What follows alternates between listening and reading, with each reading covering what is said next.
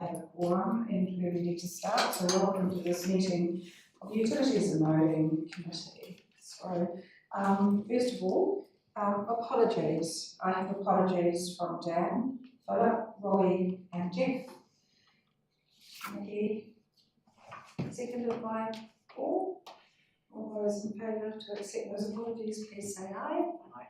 Thank you very much. Any conflicts of interest? None. There's been none. Confirmation of minutes of the meeting of the Utilities and Roading Committee held on Tuesday the 15th of October. Do I have any comments or mover for that? Moved by Paul, seconded by Maggie.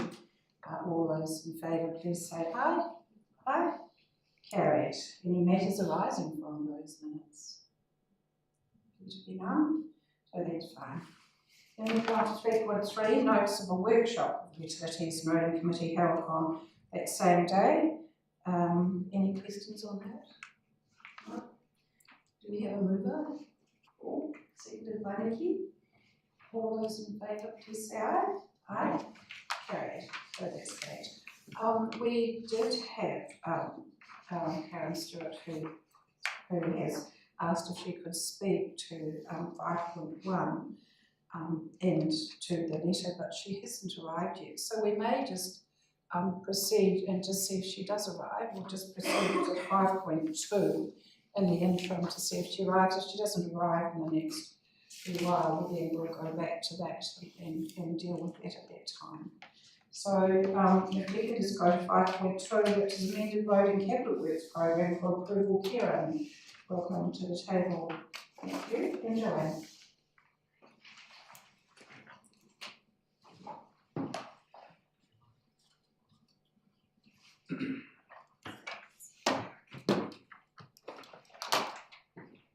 Thank you.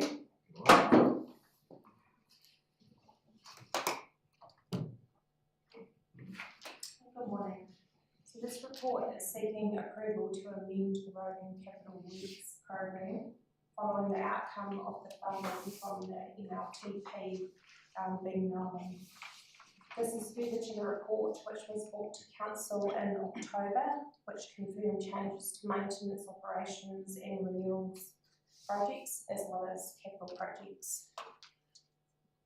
The main area of impact in relation to this report are footpath renewals, which have had a significant reduction in budget, as well as which flows on and impacts the curb and channel renewal program, and also new transport infrastructure. Curb and channel renewals have been reviewed, and we have looked for sites where renewals can continue without impacting the footpath. They can be done without necessarily having to replace the path. And we've updated the list which is attached in the appendices.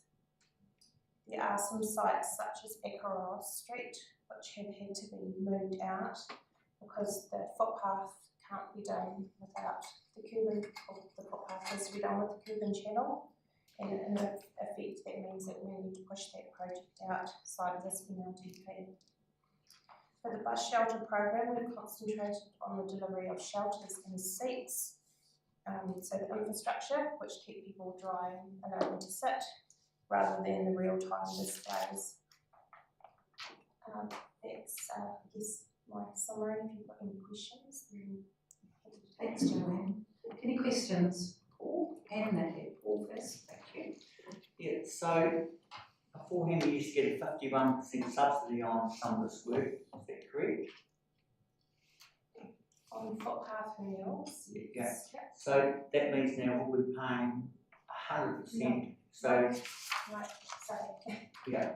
What we've done is we've tried to update the program so that we're doing the streets where we can do the curb and channel without having to do the footpath, which means we're not doing work unsubsidised for council. Oh, that's cool. Thank you. Thank you. Thank you, Madam Chair. Just looking through this, it looks like you've done a pretty good juggle. This we've come to expect from you. Thank you. Sad that we have to juggle, but what I did not notice on here for footpath renewals, I see that Wilson Drive is on here, but I noticed that there are some markouts that have glow coat in place on the place where there are roots and whatnot protruding and cracks in it, and that's not on here. Do we know what the story is with that? Yeah, so we have two separate budgets, and I guess the program of work for those are managed very separately. This is footpath renewals, where we are renewing an entire stretch of footpath, where we have isolated areas that need repairs, like tree roots pushing up paths. That comes out of footpath and maintenance, which is a separate budget, which is not covered in this report. So we have been around and marked out a significant number of maintenance works through the district, particularly in our large towns, and we will be carrying on with a program of repairs for those, but that sits outside of this Okay, so those are just maintenance, report. whereas what you've got down here for Wilson, you're going to replace the whole. We'll look at whether it's just resurfacing or renewing the whole part, so that's part of the review when we go to do the work. Thank you. Paul, did you have another question? Yeah, just another question on when you just mentioned about marking. Yeah, I noticed down Ashley Street on some of the brand new footpath which just been sealed, there's a lot of markings just been put on it. Is that not hopefully for going to be dug up since it's just been relayed as a brand new footpath? Is it? So what about some It's on the Ashley Street towards Coldstream Road end of Ashley Street. I know there's waterworks on the between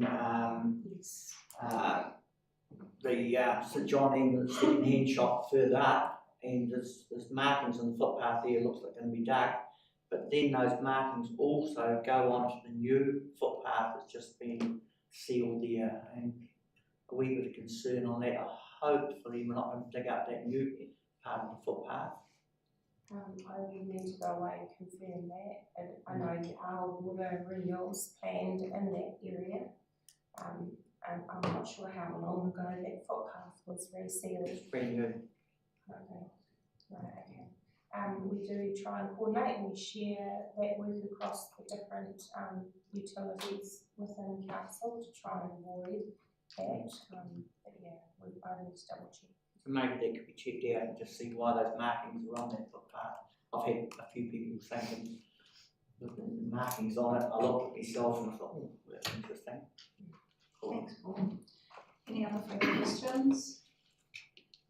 I just want to say to Karen and to Joanne, I know that you've had a huge task in prioritising with a limited budget for this year, and we're very grateful for the work that you do. Well done. And I know that from the workshop last week that you've put a lot of work into making sure that we make good use of the money that we do have, without affecting the rates too much for next year. So well done. We appreciate what you do. So could I have a mover for this? Thank you, Paul. Seconder, thank you, Nikki. All those in favour, please say aye. Aye. Can I talk first? Yes, of course. Sorry. Yeah, thank you for this. I know we're moving into addictive hard times, so I don't know, it's hard cutting things and what have you, but some of it's very necessary, and so far I think what we're doing is pretty good. So thank you. That's very good. Nikki, you want to say something? Yeah, just really reiterating the fact that this is not an easy job for you to prioritise these and cut our cloth to suit our budget, but you seem to have done a very good job, so thank you for that. Thank you. All right, so that's all confirmed. So we move on to number 5.3. You want to put that first? Oh, all those in favour? Aye. Oh, sorry. I need myself carried. Okay, sorry about that. 5.3, which is flood recovery progress update. Melanie, this is your This is your first presentation, Melanie. Welcome. So we'll leave it up to you now. Hello, councillors. My name is Melanie. I'm the Infrastructure Resilience Manager from UNR. I'm presenting the November progress report on July 2023 flood event. As of last week, all 88 investigations have been completed and approved. All 126 maintenance works have been undertaken. The 31 customer advice have been provided to residents. Of 24 immediate works project, 17 projects have been completed. 5 are in design phase and 2 are in tender phase. This is the last progress report on the July 2023 flood response projects. The remaining improvement works will be reported as part of the Capital Works Program report. I'm happy to take any questions. Thank you for your report. Any questions? Oh, you have one. Yeah, on the Cam River, I noticed report they're basically saying full done, but there are a lot of big islands of gravel and what have you, which have been brought up at advisory group meetings. Has that been looked at to be dug out, or is that going to be left there to construct some of the water? So there was a section just upstream of Brainley's Road Bridge where we identified some gravel shoals, as well as where some willow finger roots had built out into the channel. So those works were inspected and are proposed to be undertaken this month. So we were waiting till the end of the white maize season for commencing those works, so that they're programmed. The other side of this is the survey work that Environment Canterbury have undertaken of the Cam River. So they've surveyed from Brainley's Road down to the confluence with the Kaiapoi River. Yesterday afternoon, they presented some of those results to the Kaiapoi Tuahiwi Community Board, and they are working on preparing a summary report. We'll present that to the Utilities and Roading Committee once that summary report is prepared. Wonderful, thank you. Thank you. Thank you once again for your work on what was a rather large pile of things in your inbox. I just have one question on this. In the on page 63 in Diligent, it says that 97 and 97 Mayfield Hills Road, no action, customer advised. Isn't that where there are some proposed works to go under the bridge, some tree removal and whatnot? Or if I got that wrong? Are we doing something about that or not? It's about halfway down the page. Yes, that is correct. On page 63. Yeah, I've seen that. So then we've got an update further up on page. So 4.9 the report on page 55 in Diligent. So there's an update there on Treacles Road. So initially the advice back to the residents there was just advice. We've since done a more detailed investigation and had a meeting with the residents there.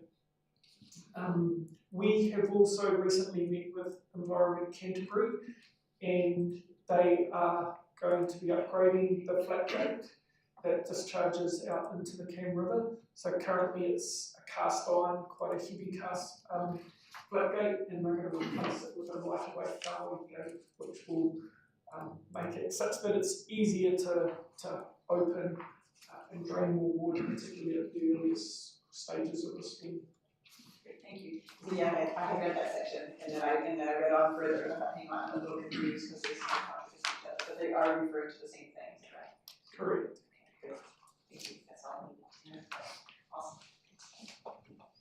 you. One more for you. Oh, no, sorry, Brent had his hand up first. Sorry. Thank you, Madam Chair. Thanks, Melanie and Kelly. In regards to Frank's presentation at the Kaipōtuiwi Community Board from ECAN, he indicated that some of the stop banks along the CAN were below the desired level. Is this going to then potentially, and the work is potentially going to start in the new year with regard to raising those stop banks, is this potentially going to trigger then the stop banks that are owned by WDC? Is that going to trigger us also having to raise some of our stop banks? And are you going to get ECAN to continue exploring as to whether or not our stop banks are at the desired level on our part of the CAN River? Sorry, a couple of questions there. Yes, so to date, ECAN have only looked at the section between Bramley's Road and the Kaipōtuiwi River. So there are a number of sections that they've identified that are low. There is one section near Rebels Road that we've identified needs a pipe and also for the stop bank to be raised. So you may recall at a previous Utilities and Road Committee meeting, there was a deputation from John Cook who raised concern regarding that section. So we have put some money in, if you look at table, so table 7, which is on page 58, you can see there's some money for 250 Rebels Road. So that is to address that section that John Cook came to talk about. And what we're planning on doing there is for council, WDC, to scope the works, but for the physical works to be undertaken by Environment Canterbury. So we will be the funder for those works. So why, because that is ECAN's responsibility, and why would we as a council pay for something that they should be doing themselves? So the stop bank is low through there, but the reason we're paying for the works is that we need a pipe that drains the land side to be installed. So if there's no pipe there at the moment, it effectively backs up. So we're paying for the pipe to be installed, and it just makes sense to bring the stop bank up to the design level when that work is undertaken. In terms of the other part of your question, above Bramley's Road, we want to extend the survey that ECAN have undertaken from Bramley's Road north to at least the confluence of South Brook, but ideally up to Marsh Road. We are also aware that there's a section, you can see at the top of that table 7, at 96 Te Pito Road. We've already identified a location that is low and where we think backflow occurred, both in the July 22 and also the July 23 events. So we want to, we've already informed Environment Canterbury of some works that we're looking at doing there. They've signalled a degree of caution, so we want to make sure that what we do there works in their system as well. So we are looking both at our system and the informal stop banks that are upstream of Bramley's Road and looking at improvements at those areas as well. So just expanding on the Rebels Road and the pipe there, I would have thought that, and you can agree or disagree, I would have thought that stop banks are there to provide, reduce flooding or whatever with regard to life and property and that sort of thing. So why is it then our responsibility to actually install this pipe when effectively the stop bank is there to, again, minimise any risk of flooding to those properties? Why is it our cost and not ECAN's cost? Probably, to an extent, it probably is starting to get into a grey area. That there is definitely a need to drain the land side of the stop bank system. I don't know the history as to why that channel was filled in and a low point left in the stop bank. We've arrived at a point of saying that it makes a lot of sense to install a pipe at that location to drain the land side into the river. So that is something that ECAN is not responsible for. What they are responsible for is making sure that the stop banks are at an appropriate height to stop water in the Cam River coming back into the land. So the responsibility for installing the pipe, we believe, is with the District Council. The marginal cost to raise it up to the design level is relatively minor, I would expect. Sorry, Madam Chair, just one additional question with regard to this. What about the landowner? Do they not take responsibility for draining their own property into the river? Or is that again something that falls on us? It appears to be an historical meander of the Cam River, and it drains more than one property and also takes runoff from the road, so it would be difficult for us to pin it solely on the property owner. Understood. Right. Thank you. Cool.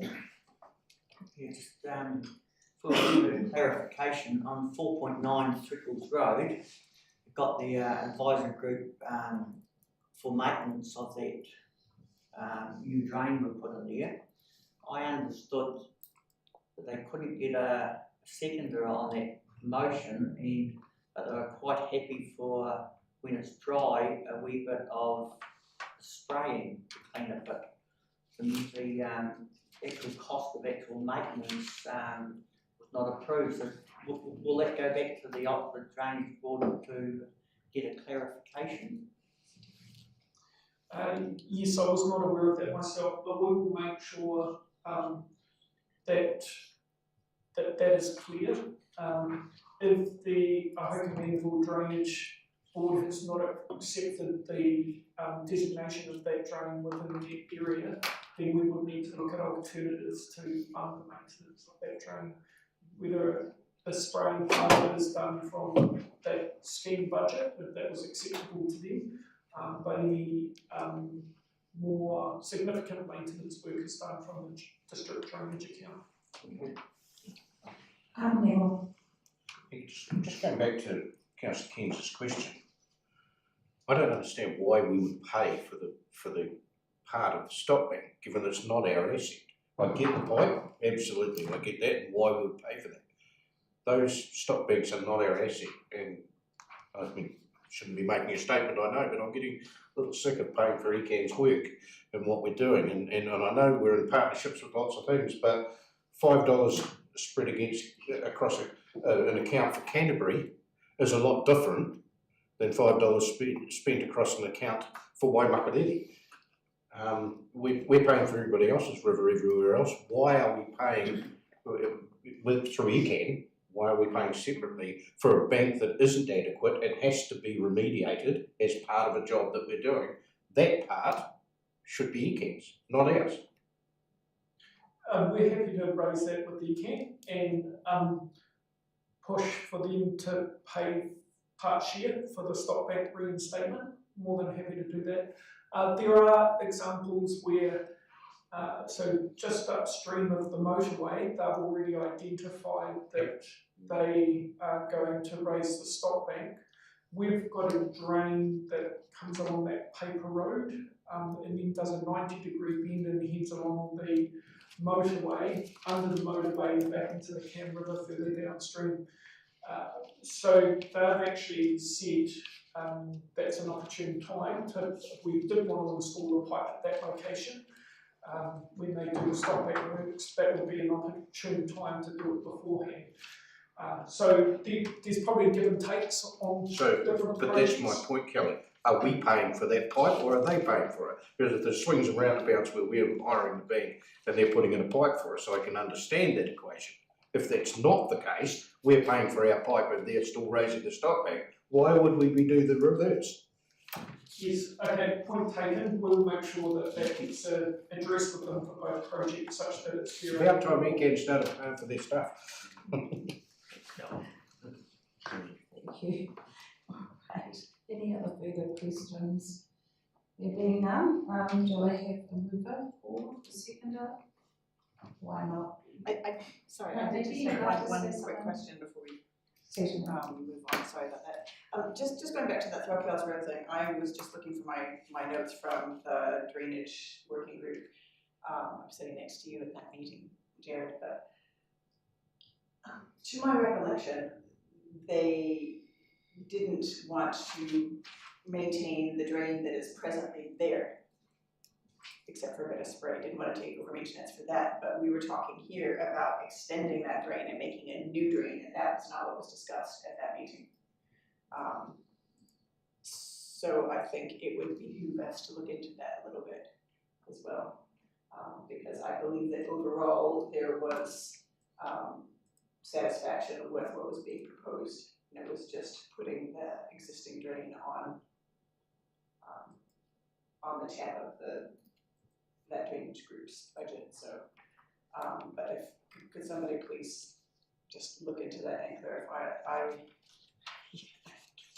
can't find my notes from that. Okay, we'll go back and clarify exactly what. There's two components, there was the existing drain, and then this new proposed drain further to the west. And if necessary, we'll take a subsequent report back to the drainage group to make it clear exactly what's happening. Thank you. Yeah. I've got it down here, I'd like to be added to the maintenance schedule of 5,300. Anyway, surely the minutes will capture that from that meeting. I'm going from memory, so I guess I do agree there was there was quite a lot of debate at the meeting about it, and the minutes, as far as I recall, did record that the maintenance was to be included. But I think there's some doubt around that. Kelly, am I right in thinking we've not had a subsequent meeting since that? No. So I think it would be important that in the next meeting we will have to confirm the minutes anyway. But I think it's probably something that's got to be put clearly to the group, just to make sure that staff got certainty about what the decision was, or get a fresh decision so that we don't have this kind of confusion when we discuss about that. Right, we'll get you there now. So we do the move for this form. Happy to move this, yeah, and subject to a wee bit of clarification on those points that Councillor Keynes asked for and myself. So yeah, so really good to see everything moving forward. Thank you. Nikki? Congratulations on getting to the bottom of the pile. Yay! And may the odds be ever in your favor for going forward. Thank you. All right, all those in favour?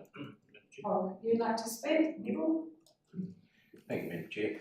My criticism is probably a little harsh of ECAN. I just feel that we need our costs to fall where they lie, and I think that the balance. I mean, I'm sure that ECAN does stuff for us, and vice versa. But as long as the balance is there, and if there's assets being produced or being made, then those assets need to be paid by the people who own them. Is where I'm at. I mean, my comment is a little harsh around, they need to start paying for their stuff. That's not quite what I mean. It's just that there seems to be quite often where we go the extra mile here. I'm sure they do too, but we just need to make sure that it's right, particularly in the times that we're in. We're looking to save every dollar we can, as are they. But we just need to make sure that that balance is correct. Thank you for that. I just want to reiterate that, following the floods that we had and the extra effort and the responses from our team, from the staff and the team, an extra $4 million that we had to coordinate and to achieve and to do with all these investigations as well. I think you've done an amazing job, the team, so thank you to all the team for the work that they've done and that unexpected duty that you had to perform to look after the needs of our people. So thank you so much, Kelly and the team. So I say very thank you from us. So I'll put that to the vote now. All those in favour of accepting this report, progress report. Carried, thank you very much. Right, we will now move on to 5.4 Eastern District Sewer Scheme and Oxford Sewer Scheme annual compliance reports. Caroline. Okay, you see two, so thank you for welcome, Caroline.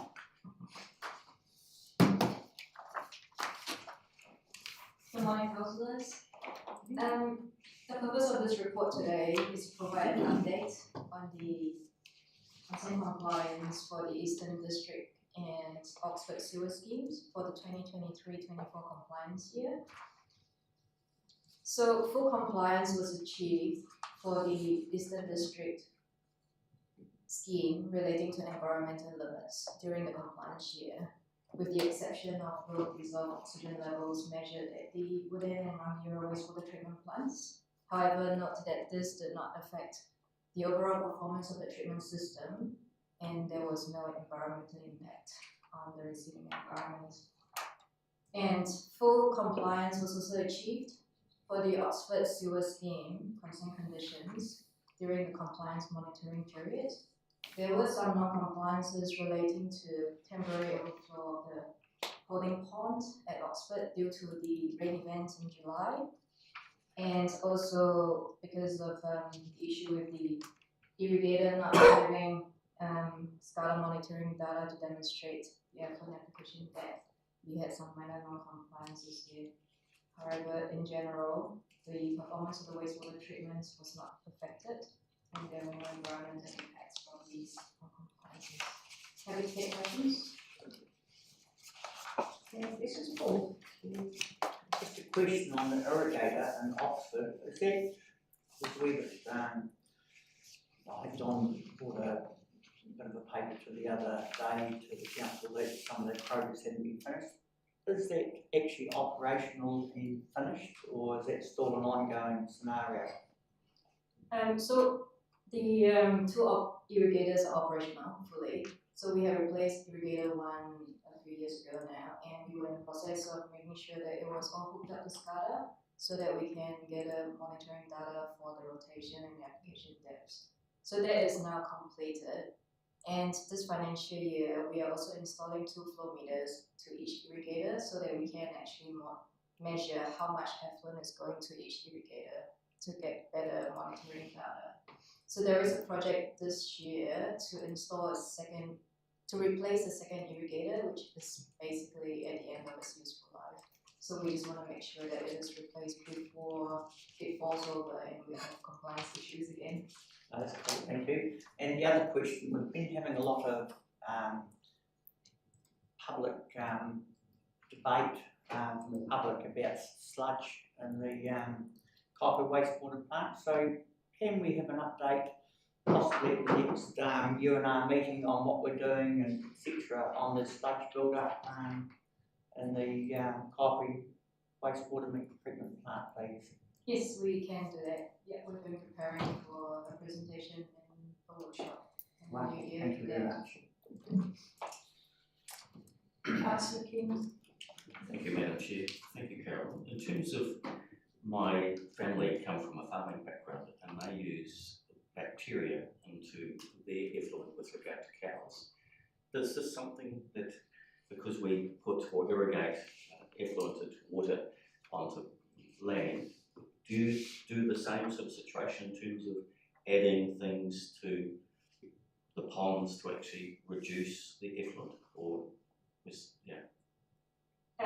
so at the last stage of the wastewater treatment process is actually UV treatment to kill the bacteria before it actually gets discharged as effluent to be irrigated to land. So we have got so part of the ECAM consent, one of the limits is ensuring that we are not actually discharging effluent that has not been properly treated for bacteria here. Okay. I'm not sure if part of your question, Councillor Keynes, was do we add any bacteria to aid the treatment process? That's it. So we don't actually add anything, but we do need to make sure as part of the process that you do have a population of microorganisms that will continue to do the processing, and I know historically in Oxford, during very high wet weather events, we had an issue with all of the microbes in the plant getting washed out, and it takes a while to re-establish those. So we don't actually add it, but it's very important for the process. It wouldn't operate without having those microorganisms in it. I don't know whether Caroline can expand on that. Yes, so Kelly just prompted me. So maybe, so at a high level, wastewater treatment is essentially a biological process. So the natural bacteria that's within the wastewater discharge solids, that actually breaks down the carbon oxygen demand, the biological oxygen demand, the nitrates in the wastewater itself. So that is through a natural biological process. So you do need the bugs. So they are the good bugs that actually removes all the carbon and nitrates that we do not want in the wastewater. And then the last stage, we have got UV treatment to basically zap all the fecal bacteria before it gets discharged into the environment, so that's safe. Have you ever experimented using some of the likes of bacteria that farmers would use to treat their effluent? Is that something the council have ever done? No, I don't think so, and I think that is largely because based on our treatment process at the ponds in Eastern District and also the mechanical plant at Oxford, it treats the wastewater to a level that is within the limits that the resource consent requires. So we don't actually have to carry out any further treatment. Excellent, well, thank you. Neil? Madam Chair, just for information really, there's a group in Kaipoi who are obviously looking at this, and there's some questions being asked, of which both Mayor and myself are going to meet with them on the 9th of December after the Mayor's back. So if we can wait for some reports, because the staff are going to be doing some work on these very questions, if you like, to find out and get answers to people. So it'd be good to get it collectively done and then report back, as opposed to, report here on a bit and a bit over there and a bit over there. So if we can sort of hang on to our patience for a month or so, we will probably get some better answers around the table all together, if you like, in a workshop. I would imagine there's a workshop coming out of that once that's been done. Is that fair? Yeah. So we've got the report today on our compliance, and I think that's an important report that doesn't specifically look at the issue of desludging. And yes, our proposal is to bring you a workshop in the new year on desludging, just more ready to advise what we do, what we decision-making process around it, how and why we do it. But yes, there has been quite a lot of interest in the community, and unfortunately some statements being made around the desludging. So I think it will be important that we just, we've got nothing to hide at all, and we do have a proactive program of desludging. We don't believe we've got we don't have a backlog of desludging that hasn't been carried out when it should have been. So yeah, we'll put that into a workshop, and that will enable councillors maybe to ask questions a bit more and understand it, and then we'd be happy to follow that up with a report at a later date. But look, that isn't programmed until the new year, so that's fine. We've had members of the public down to the treatment plant in the past because of questions around this. I do also know there has been a question about the size of the ponds. Again, our ponds are perfectly adequately sized, and we've got capacity for the current population, and our infrastructure strategy allows for growth. And you will be aware, carried out a number of upgrades to our wastewater treatment plants over the last couple of decades to allow for that growth. But we're happy to bring that in the workshop and then follow it up with a report if required. Right, no other further questions. Do you have a further question? You're happy to move, and I'll second it. Thank you. Yes, thank you for this report. It's good to see that we've got full compliance achieved, so thank you. And I just want to reiterate the great work that you all do. We do appreciate you keeping us informed and keep us all safe and what we do with our sewer schemes. So thank you, Caroline. Thank you, Kelly, once again for the team. So I'll put to the report the motion. All those in favour, please say aye. Aye. Great. Thank you. Thank you very much. Thank you. Now we'll go to 5.5, Water Quality and Compliance Annual Report. Caroline again. Thank you, Caroline. So the purpose of this report is to provide an update to the UNR committee on the result of the annual water quality and compliance review for the 2023-24 compliance year. So note that this is based on the drinking water quality assurance rules that was released in November 2022, which superseded the old drinking water standards, and they are a lot more stringent, as we know. So for the 23-24 compliance year, all our supplies that has chlorine treatment and UV treatments installed, we've achieved greater than 99% compliance. So the remaining supplies that either didn't have full chlorine treatment the entire compliance year or have not yet had UV treatment installed, they are the supplies that currently do not meet full compliance. And also note that at the moment there are Ohoka, West Eden, South Belt Rangiora, and one site in Kaipoi still currently non-operational for UV treatment. And until that's all completed, the last supply being Ohoka expected to be in December 2025, we will not be fully compliant for all our water supplies. Happy to take questions. Thank you. Just on that, with regard to the Ohoka supply, so reading through those reports, I was a bit confused.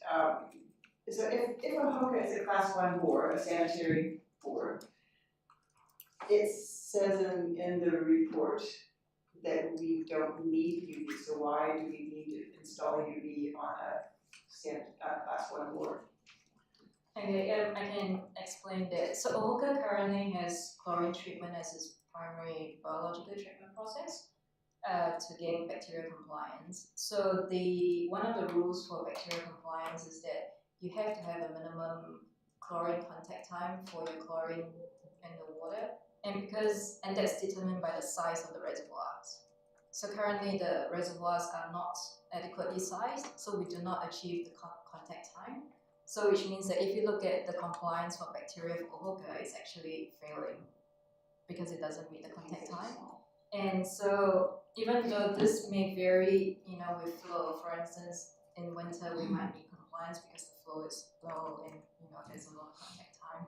In summer, when the peak demand is high, you have a lot of demands for water, and so the chlorine contact time reduces, and we do not meet compliance. So if you look at the overall annual compliance for Ohoka, we will not be, achieving full compliance. So with UV treatment, it's twofold. First, it provides protozoa barrier, so that is a backup for the class 1 status. I'll explain that more in detail.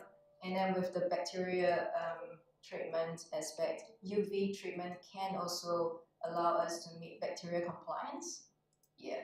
So with the class 1 board, it is actually true that it meets all the criteria for class 1 protozoa compliance. However, it is very easy to lose that. So all you need to do is to have a sample that returns, with total coliform, and you get your class 1 status taken off you, and you have to go back to class 1A, which is regular sampling, and so you will be non-compliant. So it is not I would say consistent, if that makes sense. And so it's a good backup, but it's not a good primary reason to not have UV treatment to ensure that we are compliant all the time. And also did I pick up from you as well that the UV works for both bacterial and protozoal compliance.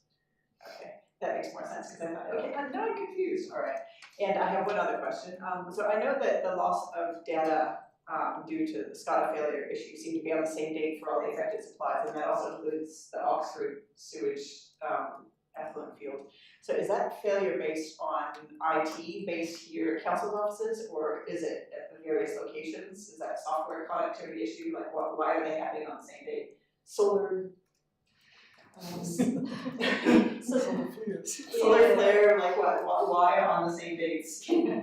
Yeah, so that's a really good question. I think we've been battling data outage issues, and I think it is because the rules are so strict. You have to record every single minute of data, and you're only allowed, say, 15 minutes of missed data a day.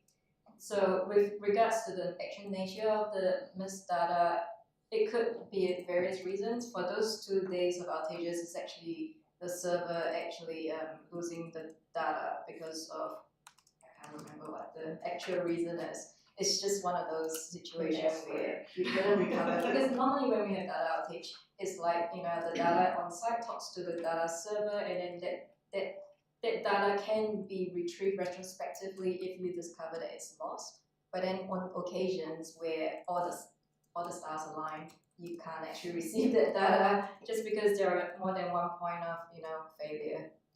Yeah, I find it quite fascinating that they all seem to have a January and February date in common. And just wondered why that was, because I originally thought that was due to connectivity and issues in the field with the specific apparatus, but.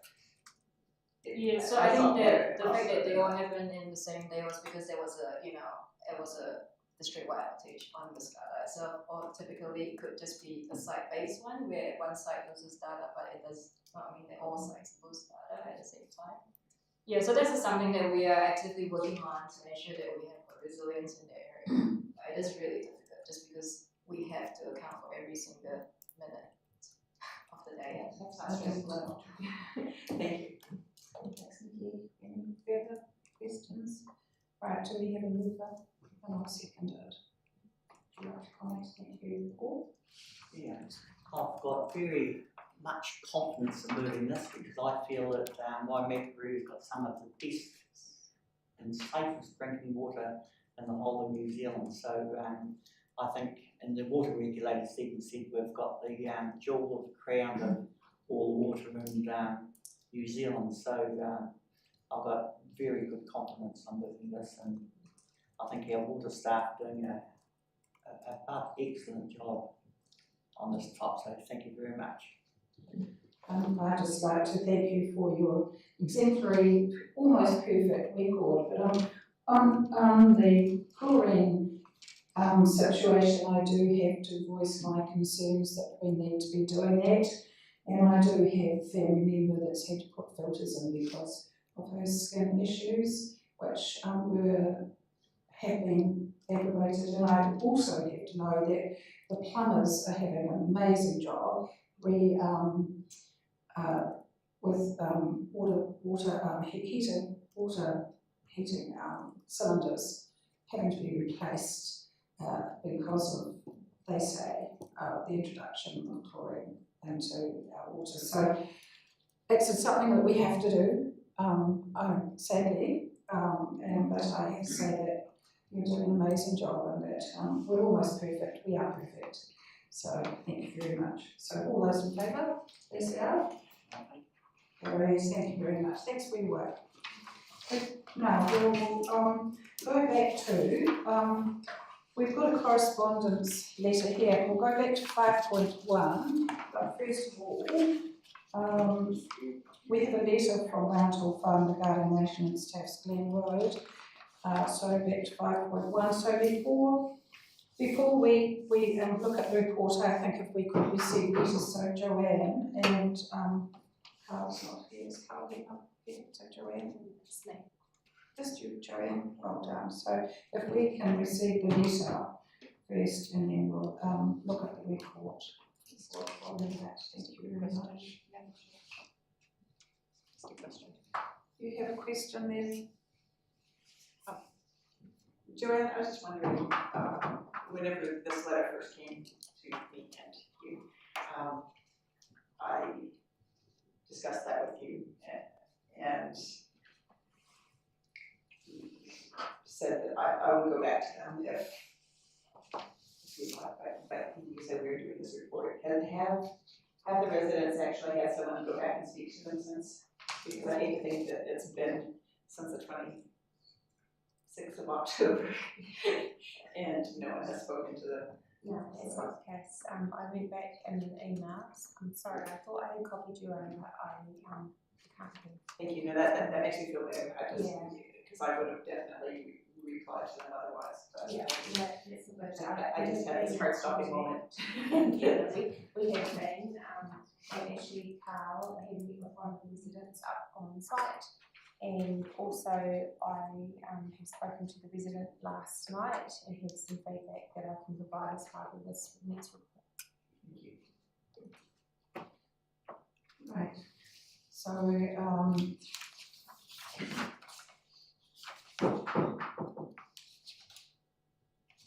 so the recommendation is that we receive the letter, in item 5.1, so, thank you, Nikki, seconded by Paul. All those in favour, please say aye. Thank you. So we're happy that we don't need to speak on that, we've already spoken. Thanks, Nikki. Right, so I think we'll go now to 5.1, the recommendation. So Joanne, thank you. Thank you. So this report provides information following your request for additional maintenance on Tappers Glen Road. This section is considered to be a private access on paper road, so it's not a road council has regularly maintained in the past. We have maintained the first 5.8 kilometres of the road up to the cattle yards. This was extended slightly about a year and a half ago. Beyond this point, the report says there are 2 properties, but having spoken to the one of the property owners up there are actually 3. So dock, a forestry block and 1 dwelling that are on that road. So sorry, that was an error in the report. Traffic volumes on Tappers Glen Road were last counted in 2020. The volumes, so the count station was close to Logan White Rock and Quarry Road intersection, so otherwise it's a dead-end road.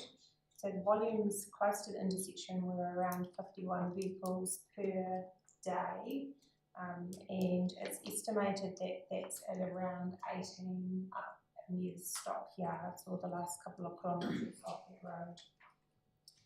Staff have considered 3 options in terms of the request. The options are, the first one we included in the report is to extend the maintenance on the road.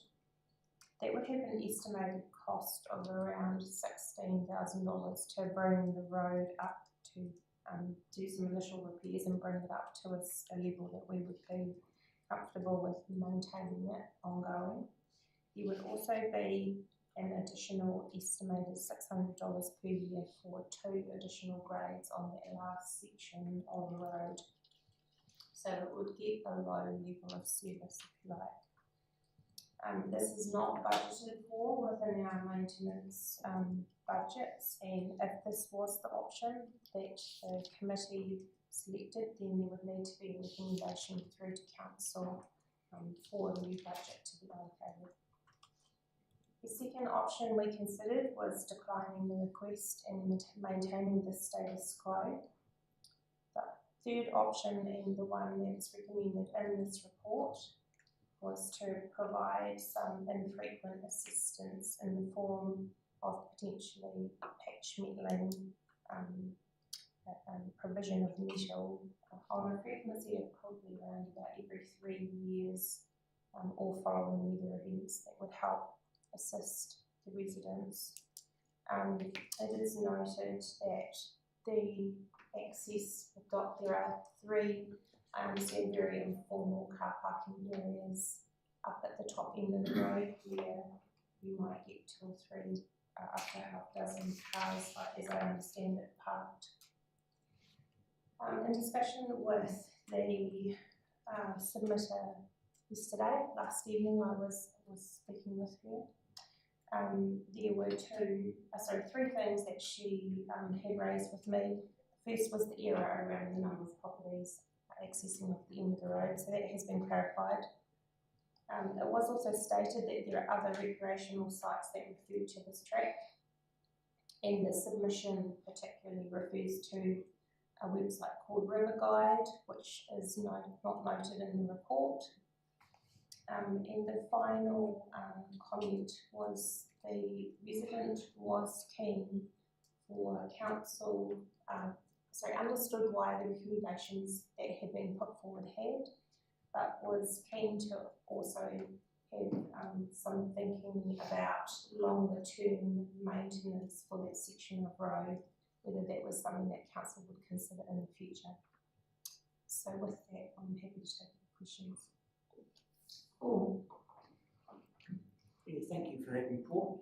Are there any other paper roads in a very similar situations to this that council knows of that could get tied up in this process? To my knowledge, I'm not sure that we have one that's quite in the same situation as this one. I guess the difference with this one is DOC being a landowner on the road. There is a recreational demand there that there isn't necessarily on other paper roads. So it's a little bit of an unusual one. Having said that, there are roads within DOC areas that DOC maintain, which are on paper roads. And that is one of the recommendations of the report, is that we carry on and trying to engage with DOC. We haven't had any success in that to date, to also see whether we can get them to come to the party. Right, thank you. Thank you. Just a couple of questions on this. So with regard to the infrequent assistance that you're talking about with, occasional meddling and whatnot, patch meddling.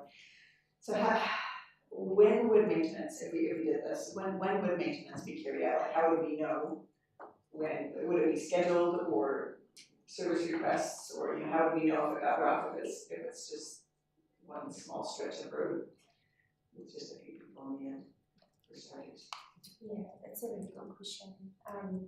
What I think we would do is set up a touch point after a flood event and or at regular time intervals, say every 2 to 3 years, to just have that conversation with the residents. It would likely be more offering up metal that they can put on the access way, rather than I guess doing it would be unlikely to be anything like regular. Like a DIY kind of. Because I was going to ask, what did you mean by in section 113 that the assistance could include occasional patch meddling or the provision of some unsealed road metal. Yeah. So we would just say, here it is. Yeah. Take your tractors and knock yourself out. That is an option, and that is what they are doing now in terms of they are maintaining the road themselves. It is acknowledging that there is a cost with that, and that there is some, I guess, use of the DOC land, which other people are willing to. So there's a recreational land there as well. And I do find it quite fascinating that DOC officials said that they weren't willing to contribute because the access was in the road reserve. So DOC doesn't pay rates. That's what everybody else does. And they're saying that they won't pay for this road because it's our road. Well, it's our road that ratepayers usually pay for, and they are creating extra usage here. That's right. And I think that needs to be part of the conversation with them. So that was a wee while ago when Carl spoke with them last time. We have reached out to 2 of their staff members but haven't had a response to date. But we will be looking to follow up that conversation. It seems like they're trying to play both sides of the coin there. Yeah. Okay. If there's no further questions, I'd like to move that we accept this report as stated A, B, C, D, and E. Can we have a second, please? Thank you, Paul. Thank you for this report. It's an interesting one. Myself going up to Lake Selma and Lake Katrina all the time, similar situation. Maybe when you're having a discussion with DOC, which I think could be very valuable, especially if they deem it to be recreational area going past this land, these people's properties. If there's increased traffic, then they should really come to the party as well. And not only that, if there's a lot of people going to the recreational area, they really are responsible for putting toilets and things in recreational areas as they do in Lake Taylor, Lake Sumner, Lake Katrine, which they service all the time. And that's a paper road access only, and the roads, they're not roads, they're just good tracks. It takes us 50 minutes to do 7 kilometres from Taylor to Katrine. Similar situation I see going through farmland, you know, with farmers on either side, similar situation. So when you have the discussion with DOC, I think they should, if they see it as a recreational area, the farmers are getting concerned about the condition of because of the excess or the increased use of that area, then maybe that discussion could be had. So I'm happy to approve that, so that we keep an eye on it and we keep in touch with the landowner, and that we have do a little bit of maintenance just to if there's been flooding or something like that to assist, but do have that conversation. So that's my pound. So any other comments? Nikki? I think you come up with a good solution here, and if the residents that have raised this in the first place are happy with what you're suggesting, there's really, you can't really get much better than that, really. It does fascinate me that DOC is washing their hands of any of it, and they are a primary driver of traffic down this road, but hopefully they will eventually come to the party in some way. But in the meantime, I think what you proposed here is a good option. Just to clarify, residents would like more, as is normal, and has made it clear that she would like us to consider this further in the future. It's fine. So all those in favour of accepting the resignation? Recommendation? Please say aye. Gary, sorry about that. We won't have a quorum. Oh dear. Oh my goodness. All right. So thank you, Joanne, for your work and communicating with the landowners. So that's lovely. Now we go to portfolio update. Thank you, Paul. Are you ready to do your portfolio update, please? Yeah. Right, so I'll start with the water. Yeah, so the UV installation works are now expected to be completed by the end of the year. The UV units at Pegasus, Dominion Road and Cracky water treatment plant are now operational. The South Belt and Darnley Square UV installations will be operational over the next 6 weeks. The tender for the West Ayrton UV installation and the 2-chain road third well drilling is about to be awarded. The works to install the 450 water main at Black Street is now complete, with reinstatement works underway, and the Rangiora Woodend Road water main in Woodend has just been awarded. Wastewater staff have initiated the midge management plans, including midge trapping and spraying at Woodend and Kaipoi wastewater treatment plants for the season. The septic disposal facility has been awarded and construction is underway. The Raven Quay works covering wastewater, water and stormwater pipe upgrades have been tendered. And the drainage staff are still monitoring the vegetation establishment on Cones Road drain upgrade, and will look at whether additional weir modifications are warranted. Drainage improvements works at Tram Road and Tivoli Road are now complete, and the works at Upper Sefton is awarded about to commence on site and expect to commence before Christmas. There is a bus trip for the Ahoka Mandeville Drainage Advisory Group on the 4th of December to observe the existing issue and discuss the proposed stage 1 and stage 2. So that's all the questions. Pleased to see that bus trip happening. Awesome. Thank you, Paul. Thank you for your report. Thank you. Now we go on to 8.1, matters reviewed from community boards, and 8.1 is approval to install no stopping restrictions along the frontage of number 464 Mandeville Road, Mandeville. So thank you very much. Hello. Hello. Dominic, is that on? It is, yep. Dominic, hello, welcome. Thank you very much. So the purpose of the report is to seek approval to establish no stopping restrictions outside 464 Mandeville Road. They're proposed as per the attached plan, and the extent is 11 metres to the east of the Mandeville Village entry and 8 metres to the west of the entry of 464 Mandeville Road. Parking outside 464 Mandeville Road has been a historic issue since the development of Mandeville Village, with vehicles parking too close to the access way into the Mandeville Village, creating site distance issues. There is more planned development at the Mandeville Village, as well as a hire centre at 464 Mandeville Road, and it is expected to exacerbate these historic issues, and installing no stopping lines is expected to manage this issue. Any questions of Dominic? Yes, Paul.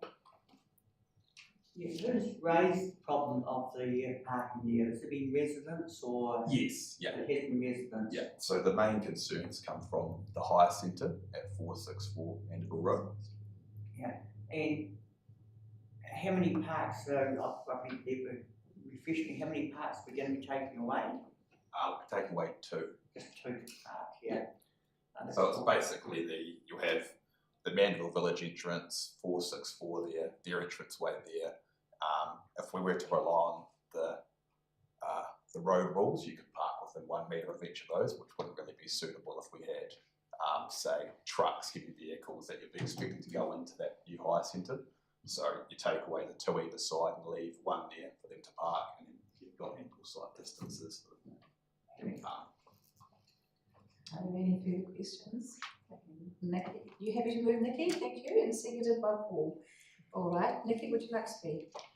Yes, this is in my hood, down the road from me, and I am quite familiar with the situation. As a matter of fact, I have had 2 daughters working at the local supermarket there who have parked at these places. So I get it, and this does make sense. At the moment, it's not really that big of an issue, but whenever the rest of this development in here gets underway, it will be an issue. So it makes sense to do this. So I support your motion and the motion that was requested of my community boards. So we'll be voting. Thanks. Normally I'm against removing car parks because it's just happening too often and frequently, but I'm just on the safety there and the public wanting it removed on all this, so no problem there for once in my situation. Thank you, Paul. All right, we'll put that to the vote. So, all those in favour, please say aye. Aye. Carried. Thank you, Dominic. Thanks Thank for you your very work. Here we go on to 8.2, which is approval of design for 309 High Street Car Park. So once again, it's Dominic and Erin. How about this? Stay put, Dominic. Here we go. Lots of good work done here, so well done. Good morning. So this report was presented to the Rangiora Community Board last week, seeking their endorsement of the design, and it's now in front of the UNR committee for approval of the scheme design for the proposed town hall car park at 309 High Street. The design is as per the district plan requirements, and it allows for an additional 57 off-road car parking spaces, and that's in addition to the existing that's already accessed off King Street, behind the town hall. Dom's design, it utilises the excess space that was created from the two former vehicle entrances to 309 High Street when it was the former police station. That space was insufficient for additional parking areas, so it's been developed into a functional space for refuse collection, for the waste skips, seating, a gathering space, and cycle parking. And it does not utilise the existing easement to Church Street, as that would have resulted in a reduction of parking, and it was only a one-way access. The design, as you see it in the report, allows for an additional on-road mobility parking space on High Street and maintains the existing P5 pick-up and drop-off. However, the Rangiora Community Board raised some questions regarding whether that was needed as a mobility park. Following that meeting, I've asked Don just to confirm the number of mobility parks against the district plan, and we do not need the additional mobility park on High Street. So one of the recommendations was that that could be used for additional pick-up drop-off space. So the recommendation within the report as it sits now, recommendation B, approves the establishment of an additional mobility parking space on High Street. You may wish to consider whether you want to do that or reject that and replace it with an additional P5 parking space. Right, thank you, Kieran. Sorry, and just quickly, there was a couple of other queries from the board as well, which was the location of the bike parking and whether or not that obstructs the footpath. So we've done a check on that, and that's 2.7 metres of unobstructed width if those bike parks are utilised. So that's well within the standards, and we do have a bit of flexibility there in how they could be laid out as well to create some additional width. And the only other point to note is this report is also going on to DPNR for the proposed time restriction approvals within the car park, which is 180 minutes. Thank you for that. Any questions? No, don't appear to be. What are your thoughts, councillors, on B? Or would you like to comment? Do we instead of additional mobility parking space, do we change that to Park 5 parking space? That's what I was going to move. All right. Would you like to? Yep. I'd like to move that with adding to the P5 instead of mobility, because we've got there's no one would like to impose this parking, this car parking. So I think it's a good thing. The only thing I'm a wee bit concerned of is after the building demolished, do we need to actually spend that money on $300,000 for sealing it and doing all that work so quickly when finances are so tight around the community at the stage, whether we could have left it as just a gravel and maybe incorporated in a wee bit of staff parking until we have problems with car parking around the area in the meantime, because at the moment from what's been happening is the staff have been probably not knocking staff because they've got to park somewhere, but they're parking around Queen Street and all that is creating a bit of a problem. So we could have had maybe a temporary win-win with just putting staff in there on a gravel base for the meantime and saying that, but eventually we're going to create a problem with needing car parking here, particularly if we have our Durham Street, which is renting off of a private person at the moment, falls over and we're going to struggle then. So yeah, that's my thoughts on it anyway. Right, no further questions. I'm prepared to move with the change in B, approves the establishment of additional P5 parking space on High Street outside the Ringwood Town Hall. That's what I did. So you've seen that, so I would like to speak on this. I think that the plan, well, yes, Kieran, you'd like to say something? Yeah, I'm just wondering if recommendation C would also need updating just to reflect that, because it notes that the P5 parking space would remain as is. Would that change to the existing mobility space would remain as is? Not quite sure how that would work. Oh, I see, but as in C. Yeah, so with the revised design, because there's existing P5 and an existing mobility space, and then there's an additional parking space to be created, which we're now suggesting would be the P5, which would move the existing mobility space forward 5 metres. If that makes sense. So how does that affect C? I believe it would be notes that the existing mobility parking would remain as is. Do we need to note that it's going to be relocated 5 metres? I think so. I think we should say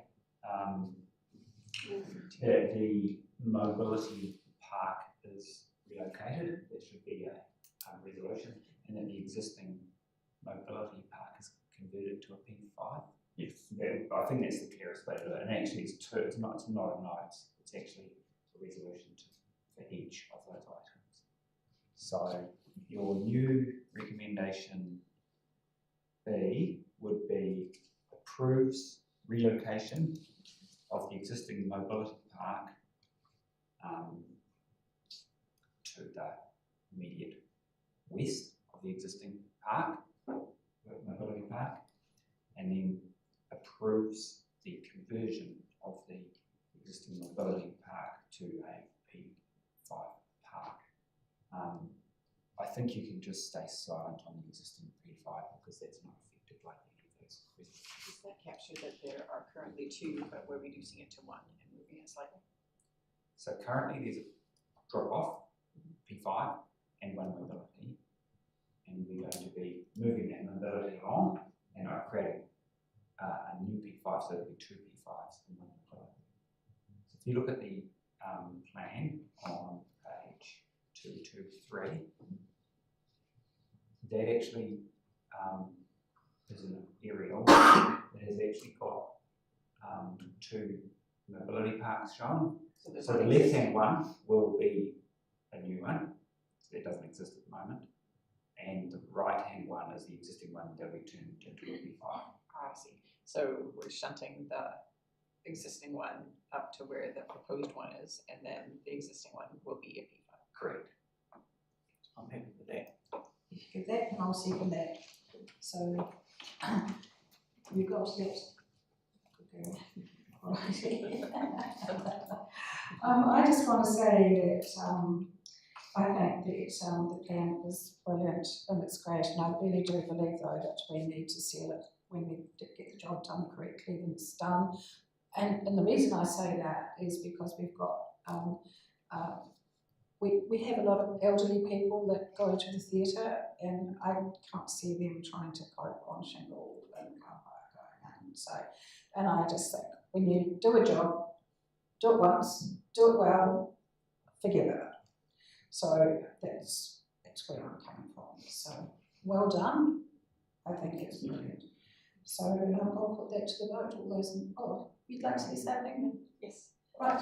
So I would just simply like to say that I like how you utilize this space where this is a little bit wider of a space than could be well utilized by parking alone.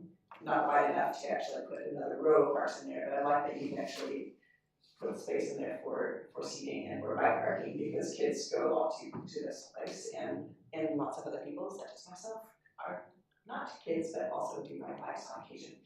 And you've got the mobility cars in here, you catered for all of the groups, particularly those that frequent the town hall, and I also like that you're proposing that there be a P180, because you don't have enough of those, and there's always a demand for those and around, not just for the movies, but hairdressers and whatever else. So I think that it's quite an elegant solution that you come up with, looks good, yeah, happy to support it.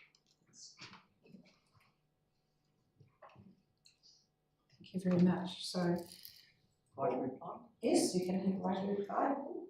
I think for the parking, I just want to stress also that we need to make sure that the public know it's public car parking, not just for the town hall cinema and all that drama. So it is actually public car parking. That's probably an important thing to stress. Okay. Thank you. Right, all those in favour, please say aye. Aye. Okay. Thank you very much, guys. Thank you for your work. We're looking forward to seeing it all very tidy and looking great. Right, the next one I think is the East Belview footpath. So we have Joanne and thank you. Kieran. And Kieran. Thanks, Kieran. You stay put. Another good job to get underway, I think. Thank you. So this report seeks approval to install no stopping outside of number 164 eastbound, and also for the approval to remove a small portion of hedge at Main Power Oval. This is to allow for the installation of a new footpath along the eastbound to connect through to Colston Road, which is a very popular area for walking and recreation. So it connects through to a number of sports facilities on Colston Road. The road width through this area is narrow and there's only limited space to be able to install a path. The team have worked with the green spaces to determine an alignment through Main Power Oval, and that has also been discussed with representatives from Canterbury Cricket. I note that the report in the agenda is the one that went to the Rangirawa Ashley Community Board last week, but the recommendations within the UNR agenda have been updated to include the change that was requested by the Community Board to include the need to consult with the property owner at number 164. Our staff last week went out on site and met with the owner, and they were shown the proposed upgrade and the inclusion of the no stopping, and confirmed that they were happy with the proposed changes. Staff have also been in contact with Canterbury Cricket regarding the paid events that they have at Main Power Oval, and they have confirmed that they are comfortable with still being able to do that. It's likely they will use some temporary fencing just to control access during those events. Other than that, happy to take any questions. Thank you. Any questions? Are we all happy? We're all happy. How about that? That's great. No, Paul, you'd like to comment? No, I can move. You can move. Well, you can move. Okay, and I'll second it. How about that? So you can talk now. Thank you. This has been quite a bit of situations with the community board and everything. So very, very happy that you've gone back to 164 to consult with them properly. I also driven past and I've looked and I thought, wow, they've got a massive driveway there, so it's probably not going to affect them anyway. I was concerned, and I had we note to bring up about security with Canterbury Cricket, with the hedge removed, with people getting into that ground for free, so that's been covered. So I'm now completely happy with it, and I know the residents in that area really want a park there. I am concerned that there are going to be some parks missing because in this report it says that it's not a proper park, and people do park there. Why they park there is because we are shortage of car parking in that area, so I'm a wee bit concerned about that, but I think it will lead on to probably the council having to do something with some extra car parking with this new second oval that's going to happen in there, so hopefully that will be covered off when that second oval happens with those car parking in that area. So thank you for re-going and visiting 164 Eastbound, that's appreciated. Alrighty, so I'll put that to the vote. All those in favour of this recommendation, please say aye. Okay, thank you very much. Thank you for your work. Keep it up. It's great. Another one we can sign off. Matters for information, we don't have any, or residents under standing orders. We don't have any urgent general business. I don't think we've received any of that. So now, like and delivery seconder for us to go into public excluded. Nikki, Paul. So now we will